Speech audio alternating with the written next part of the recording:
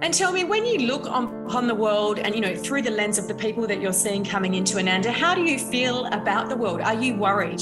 And I honestly feel this space, healing, I do want to call it healing, even more than well-being. Healing is so important for the world today. Hello, my name is Renee Leith-Manos. Welcome to this podcast, Where To From Here, featuring conversations about luxury travel and how it's changing in every pocket of the globe.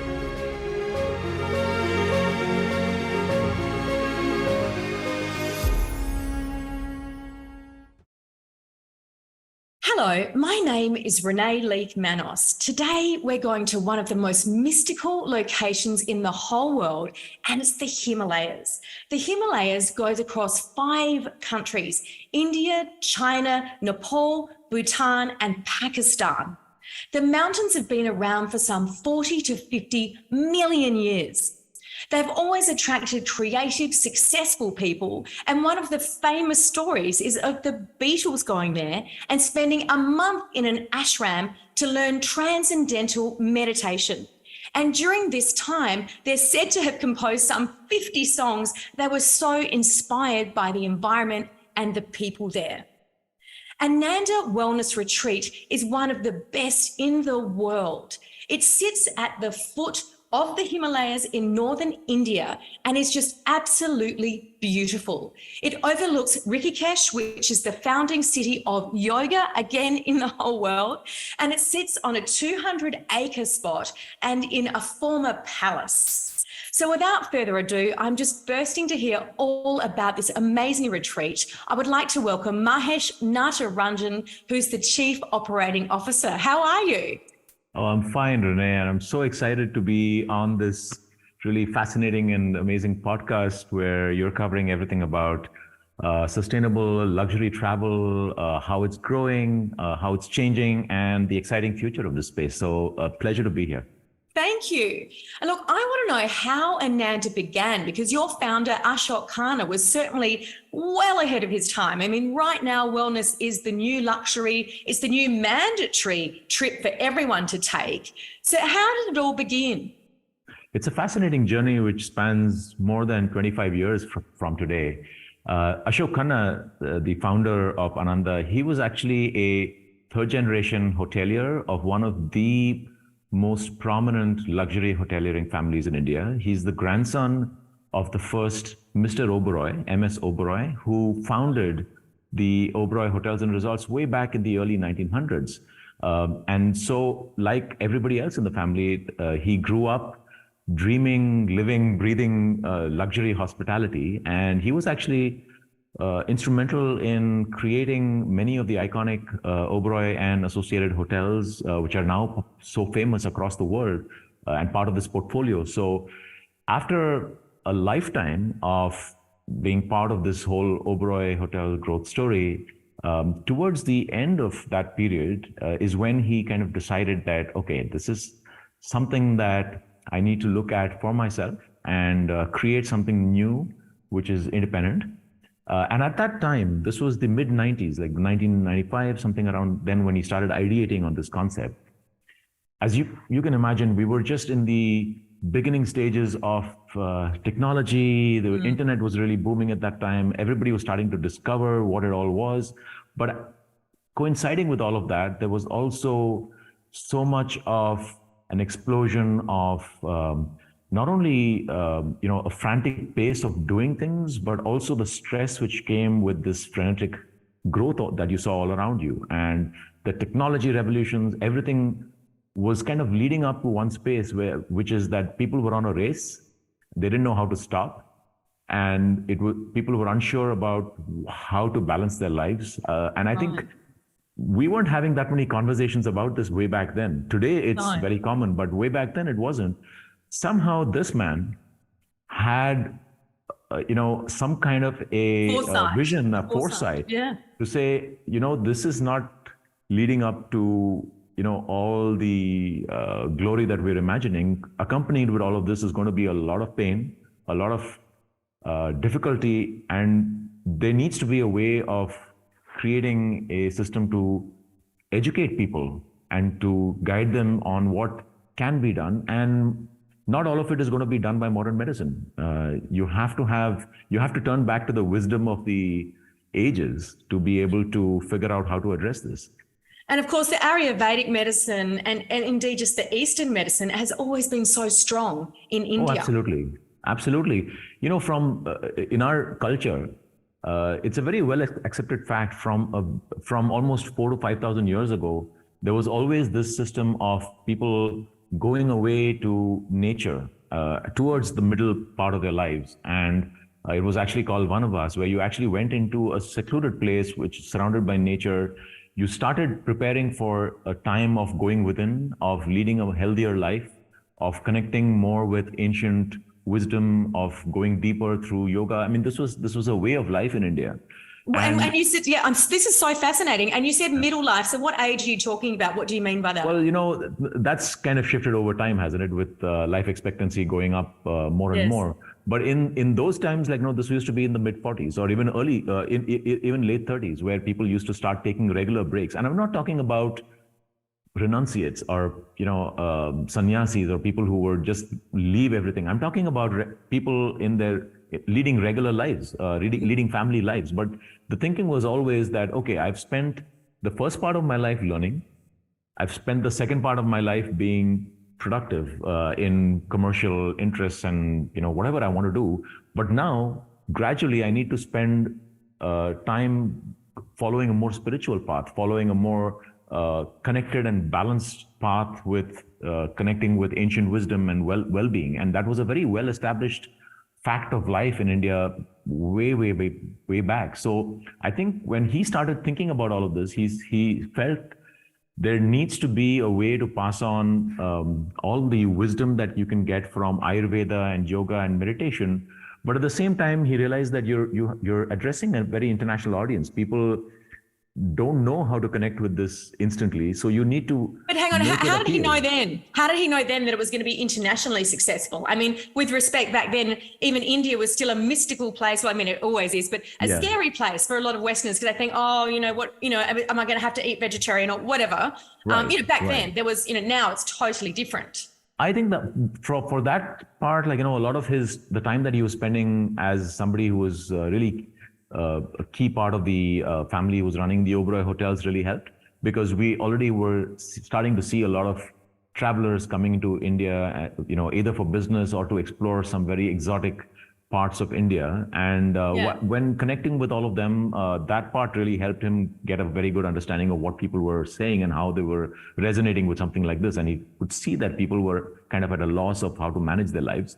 But also, just the whole family, from his grandfather to his uncles, everybody who's in the business, they've always been global travelers.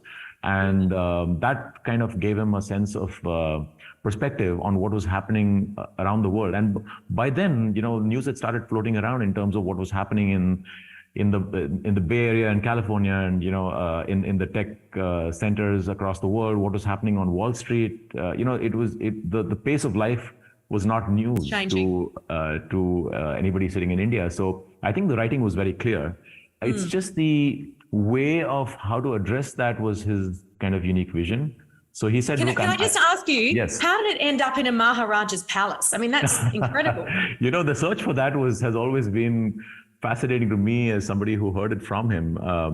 I think the thinking was very clear that it needed to be somewhere away from a city, even in India.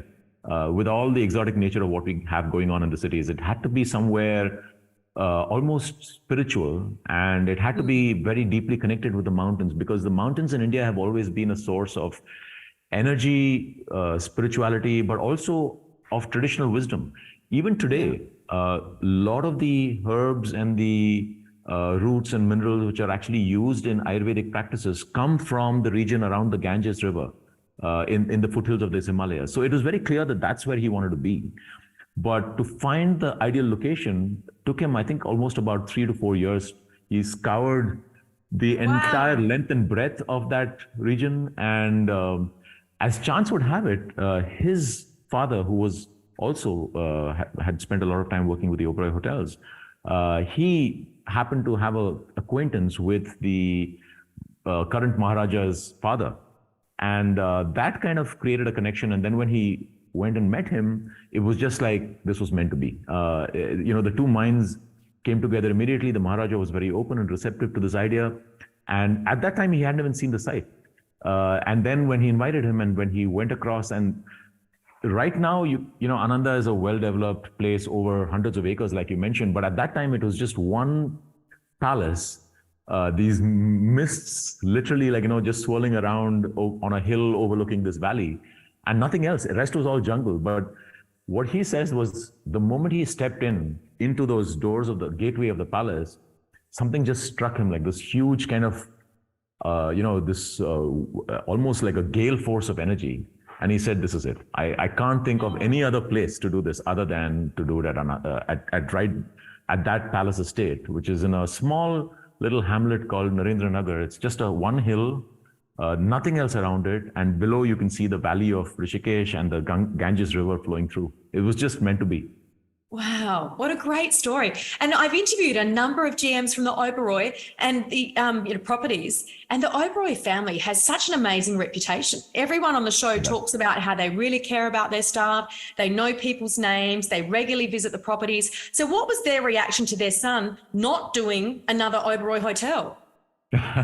Well, he had done quite a few even prior to stepping out. I mean, this was in his mid-50s when he's actually late 50s when he stepped out and created Ananda. So he spent the largest part of his career actually with the Oberoi hotels. But at that point of time, the Oberoi hotels was really iconic in creating these absolutely gorgeous luxury resorts in places like Jaipur and Agra. And, that was their specialty.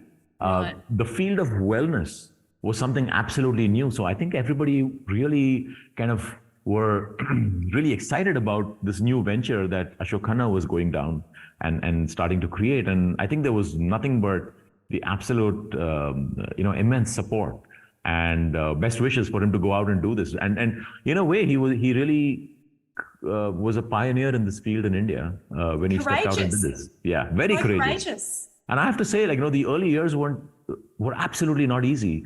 6 months, we're talking about late 2000s, 2001, and, literally within a year of even soft launching and opening this, there was travel bans all over to this part of the world or any part of the world because of 9/11, right? So it was a very difficult time. And even after that, for the first 3 to 4, 5 years, it took a lot of education to make people see what really is happening here. India, people have always heard about India being this land of mysticism, ancient well-being and all of that. But then combined with that was a perception of, what is likely, what likely experience are we to have there? Will it cater to what, people who are global travelers, are they what they're looking for?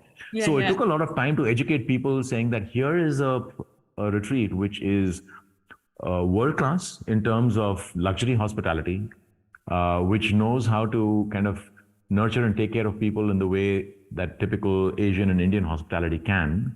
But at the same time, the wellness or the well-being offering is something which borrows from ancient Indian wisdom, but is also presented in a way that people can actually appreciate and connect with, because that's an important part too. But so tell me, Mahesh, you've been there 15 years almost. Yeah. What was the turning point? Was it a celebrity coming? Was it a bit of publicity? What actually turned things around? Or was it just a moment in time?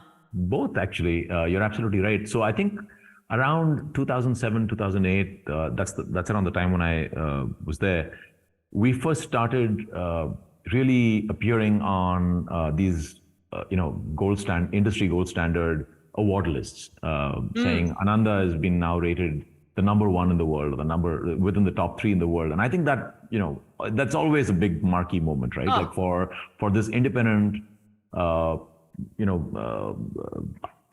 family created, but like professionally run, but, just a one-off project somewhere in the foothills of the Himalayas. It's not like, the most obvious place, but for that to make it into the, the top of the world, that's always big. And we hit that 3 times in a row between 2005 to 2008. So that was incredible.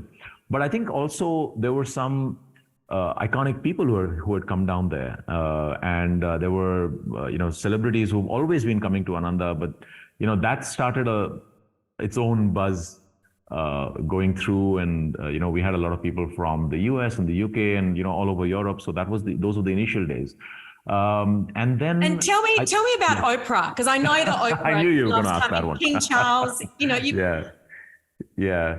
She's been I think the way she experienced Ananda and the way she described it, to my mind, she's always been so beautiful, great in expressing what she truly feels about a place. But and in her words, they're always iconic. But this one really struck everybody and went to our heart. So the first time when she came, I actually received a call from her office and saying that she's traveling into India for a festival. You might have heard of this one. This is the literary festival, which is now pretty famous in Jaipur.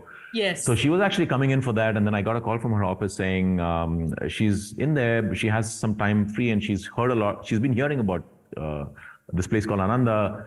She'd like to come in for a couple of days, but she only has a few days. And is that okay? And I said, yeah, absolutely. I mean, we'd love to have her and experience this. So that's how she first experienced Ananda. She came for a very short period at the end of a literary festival, but just in that brief time, I think there's something about the atmosphere there, what she connected with, which just went quite deep. And I remember she mentioned very clearly to our general manager at that time, saying that, look, I mean, I've had a great experience, but this time is too short. I feel for Ananda, you really need a much longer visit, and I'm going to come back. And true to her word, within, I think, about the next 18 months, because you know how her schedule is and yes. has always been, she was back and for a full-length wellness program. And I was just amazed and taken aback at how deeply connected she became to this philosophy. So firstly, if you've seen any images of Ananda, which a lot of people across the world have seen, almost everybody at Ananda is wearing these white pajamas, cotton pajamas that we give most of our, we give them to all our guests. And it's not like something which we say, okay, you must wear this, but it's just that, it's so comfortable. And it's a just disconnection, so fitting. Right? It's a disconnection. You don't have to worry about all of this. You don't have to worry about what you're wearing. And in a very more, I guess, metaphysical way, it's kind of you're shedding your outer layers and you're just becoming your true self. So when she came in, within an hour of her entering Ananda, she was in these white cotton kurta pajamas. And I think, everything which is the outer persona of Oprah that the world knows was just gone there. She was just herself, and she did everything. I think she was so deeply connected with yoga, with meditation, with all of the therapies in her program. I mean, she really went into that. And when she went back, I remember she writing about her experience in the OWN magazine at that time, it was called. And two things she said. One was that really coming in here it wasn't a visit, it was more like a pilgrimage, which just for so many people who've walked into the doors of Ananda and have left, that really rang true in terms of that experience. And the second thing which she said was, only somebody who's experienced this that way can say it. She says, every moment spent here is designed to cultivate presence in the very current time. And that's exactly what we're trying to do. The whole concept of yoga and meditation, saying, look, you can't control the past, that's done. You really can't even predict what's going to happen in the future. The only thing that you can really do is think about being yourself and the most of what you can be right here, right now. And I think she just got it. Absolutely. Well, I know that she loves meditation and yoga because I was fortunate enough to work with her yoga teacher in Mumbai. At one of the hotels there. And so, it is very genuine. And she's obviously taken it, not just at Ananda, it's actually permeated her life, which is the trick, right? I mean, it's all very well for anyone to come to an incredible wellness retreat like Ananda, but the real challenge is taking those skills and that learning and translating it into the everyday so that you're well all the time. Absolutely. And that's a big part of what we do. So it's the journey just doesn't end when you complete your stay at Ananda. So whether it's a yoga program or a Ayurveda teacher, Ayurvedic physician who's been guiding you, that connection continues well after you leave. So we actually built it into the whole program delivery when you're there. So 15 days after you leave Ananda, somebody will be in touch with you for a follow-on, consultation. 90 days after you're there, you have a second follow-up consultation, because the most, what you do in those 2 weeks is very carefully guided and monitored. And of course, you're going to feel fantastic, compared to when you came in. But it's like you rightly said, it's what you continue to do in your natural setting. How you eat, how you spend those 15 or 20 minutes of conscious mindfulness each day, or the wellness practices. And it's a whole lifestyle, right? So that has to be guided. And we found, like any habit, what you can actually follow with the first 2 weeks, that's super critical, because that's usually a quick reality check of, okay, like, am I able to go back to my home setting and and my city and follow it? And the next big milestone we found in our experiences, again, at the 3-month period, where again, you've been through a whole lot of experiences. And if you can sustain that, and if you can really get on the right path from then, in most cases, we found that people are able to really create a big shift in their lifestyle and their health. And what changes are you seeing in the guests coming now? I mean, we're in a very different era in the world. People have been more stressed than ever. It's the great, redundancy. Everyone's leaving their jobs. Yeah. What are you seeing in your guests that's different now? And what are they wanting that's different? So 2 things. One, it was already building up even before, the past 2 years where things slowed down. But, and because of COVID as a connection, but I think there was always a huge buildup for the past 4 to 5 years that we've seen of stress levels becoming, endemic into across the globe. And no matter where, or whether it is somebody who's in a high-flying business, or entrepreneurs, or just homemakers, it doesn't matter where you are and what you're doing. Stress, anxiety, a difficulty in kind of a feeling of imbalance, which has come into many parts of our society. I think this has been what we've been seeing, a lot over the past many years, and that's playing up a lot, in people coming into Ananda as well. So today, you might actually come in saying that, okay, I want to work on something physical, but then by the time you're into your 3rd or 4th day, and when you've had an opportunity to speak to our yogis, to speak to our emotional healers, which is something unique that Ananda does. And when you had a chance to have this conversation, we're finding that the stress levels are huge, and people deep down, there's so many things which are repressed and they're not able to express it. And when that comes out, there's really deep healing. So I think one of the biggest changes that we're seeing, both in the way people are coming to us, but also in terms of what we're able to achieve at Ananda, is really address these deep-rooted blockages which are in all of us. And once you address these deep-rooted blockages, which are more on the emotional and mental side, then the physical transformation is even more powerful. So I think that's a big shift in the whole well-being aspect that we're seeing. The other interesting change, and this is a change which we welcome, is that I think people in general are becoming more conscious and more mature in the way they're addressing well-being. 10 years ago, 15 years ago, when I started in this space, a big part of the people who were coming in didn't really have a goal, didn't really think that they were coming in to, either change something or for a big transformation or a big shift. It was more likely a feel-good kind of a reason, right? And which is also good. I mean, everybody needs to take time off and and disconnect and feel good. But today that is becoming more and more purposive. People want a specific outcome. They want to know more about what they are actually feeling, why they're feeling that, what we are doing to actually make a change, how that intervention is really going to impact their lives, and then finally, what are they going to achieve within not just 2 weeks, but within a 6 months period or a year period, or on a more sustainable basis. So that interest in being more knowledgeable, getting more educated, but also being more demanding in terms of what they want to achieve, that's a big change, which I didn't see many years ago. And I think that's That's really great, because good. that's the direction that really purposive well-being should be moving towards. And tell me, when you look upon the world and, through the lens of the people that you're seeing coming into Ananda, how do you feel about the world? Are you worried?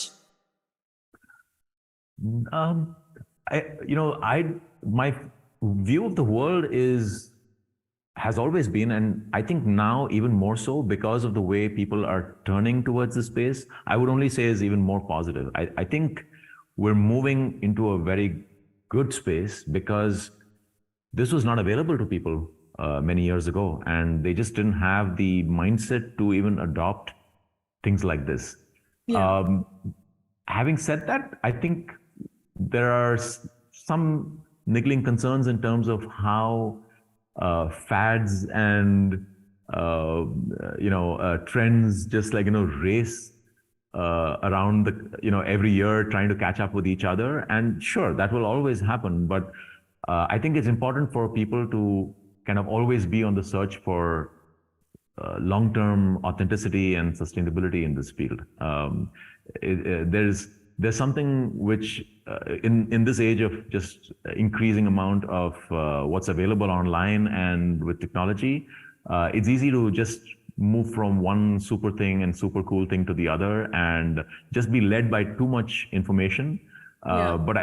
But on the other hand, I think people are now the serious seekers. I feel very positive about that, because they're actually always looking for, the truth. It's not just one thing which will sway them. And if we look at that side of things, I feel positive. And I honestly feel this space, healing, I do want to call it healing even more than well-being. Healing is so important for the world today. So I was just going to say, for people who are not at Ananda, and obviously that's the ultimate, is to be there.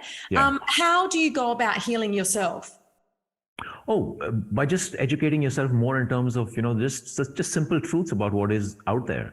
If you connect with this kind of ancient wisdom, and we actually do a lot to try and propagate that as well. Like, whether it's on our social media or just things that we do to get experts at Ananda to speak about various topics. And we've done so many different, talk series about various issues that people are facing today, whether it is physical, chronic lifestyle aspects, or mental issues, or emotional, or just a seeking of spiritual knowledge. The first step is just educate yourself a lot more.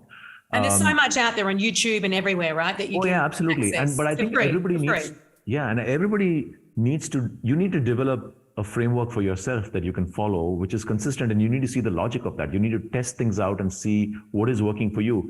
The thing which is more of a concern for me most often is that people tend to think that there are like these super fixes which are one size fits all, and there's no such thing. Each of us is so individual, and so we need to keep experimenting, and we need to keep going in there and finding out what is it that works for us, and the knowledge is out there. So I always say, by today, everybody should be actually spending some part of their day, some part of their life thinking about themselves. I think that's a very important thing, because, and I'm not saying this from a selfish point of view. More and more, even at Ananda, I found that when you do get yourself in a better place physically, mentally, and emotionally, that's a great foundation for you to start thinking about others. And that's a very good way of thinking about this whole aspect of well-being, right? Because otherwise you can get stuck in that idea that, okay, thinking about you being well is just about you. What about others? But I truly think that if you're in a better place, you're going to start thinking about others as well. And that's what the world needs. And tell me, before we go, what are 3 things that would surprise me about Ananda? Okay, I'm going to, in no particular order. People always think, and you might have this idea too, that coming into a wellness retreat, you're going to be dining on a piece of carrot and lettuce on a plate. And that's absolutely not true. Over these past 20 years, what we've done is being able to apply the principles of Ayurveda and healthy cuisine to literally anything across the world. Healthy food can be absolutely delicious, mindful, and the most incredible experience. And that's what most of our clients just go out just absolutely amazed with, the whole culinary experience of what healthy cuisine can be. Because the concept is not to deprive yourself. There is no taking away of anything. It's just about being conscious about, okay, this is you, this is your body type, and that's a whole different conversation as far as Ayurveda is concerned. But once you know who you are, and once you know what your basic what your bioenergies are, then all you need to do is turn the food that you're eating, the ingredients, the cooking styles, the seasonality of what you're doing, and just make sure that that's working for you, and take away things which are not working. But within that, you have the entire array of cuisines from across the world and the things that you like to really make it work for you. So I think that's going to be one big surprise. The second thing is, again, at this level of what we offer, sometimes people have an impression that the more traditional, the really very ancient ways of well-being can be, it may not be kind of something which is a pleasure to go through. But I can tell you that if you've not tried a truly traditional Ayurvedic full body massage therapy, you're missing out something in life. Yeah, I agree. They're wonderful. There's a quintessential therapy that we do, which is a classic Ayurvedic therapy. Of course, we blend in different oils and spices, but there's something called a abhyanga, which is actually a 4-hand therapy. It's actually done by 2 therapists on either side of you, and they have a level of synchronization. So which is every stroke is a smooth flow from fingertip to toe. Wow. And you don't actually lift your hands away from your body. And it's so synchronized that within 5 minutes, you don't even realize that there's 2 people working on you. When Ayurveda says that, therapies in Ayurveda are meant to take you back into a very early stage in your life, literally sometimes to feeling like a cocoon inside the womb. And that's exactly how it feels. So nobody who comes in and actually tries out an Ayurvedic therapy of this kind will ever forget this experience. I think that's something that will truly, truly be a surprise. And I think the final one, if I had to say, is that this region has so much to offer.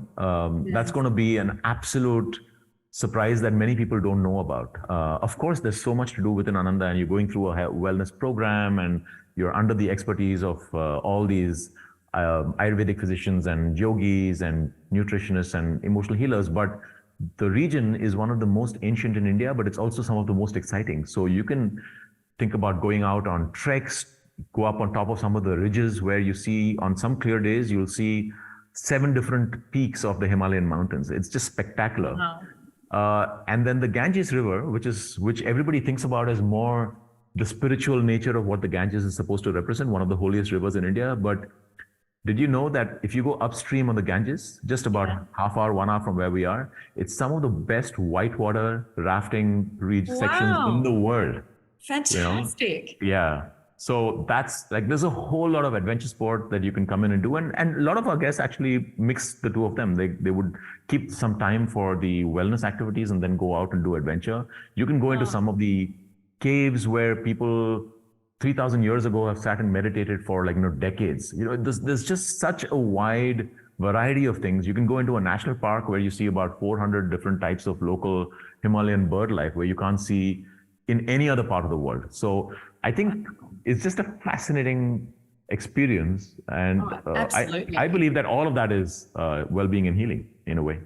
Wow. Look, it's wonderful. I could sit and talk to you all day. I'm a little bit obsessed with the Himalayas. As I said, I think I've got a calling. So many people keep coming on the show. And that's what led us to you, is that Mark Sands, who used to work there, who's now the head of wellness for Successes, he said, you have to go to the Himalayas. And I'm like, absolutely. And Mark is somebody who I think his heart is always connected to the Himalayas. And so his wife, he married a woman. Yeah. That's right. So he was, he's a great guy, and we'll always treasure the time that he spent there. And I think that's something that once you've crossed into this region and the time that you spend at Ananda, it's a community, and we're always connected with everybody out here. Yeah, no, wonderful. So look, we are going to go, but before we go, where to from here for Ananda? This brand has been so incredibly successful. Are you going to take it global, or what are the plans? Yes, they are. So one of the things that we have always thought about is when the time is right, Ananda will be ready to cross the shores and go into other destinations.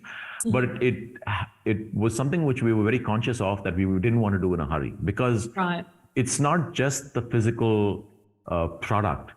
There is so many different things which go towards making what we believe is an Ananda. Of course, the place where we're in today has an innate spirituality which is coming up from, like you said, Rishikesh, the land where yoga began, the land where Ayurveda as well, started from here. So that is a big part of who we are, and the people and the culture and everything. And we wanted, so anywhere else we go has to have, obviously we'll not have the exact same replica of things, but it'll have to have something special to bring that spirit of a future Ananda.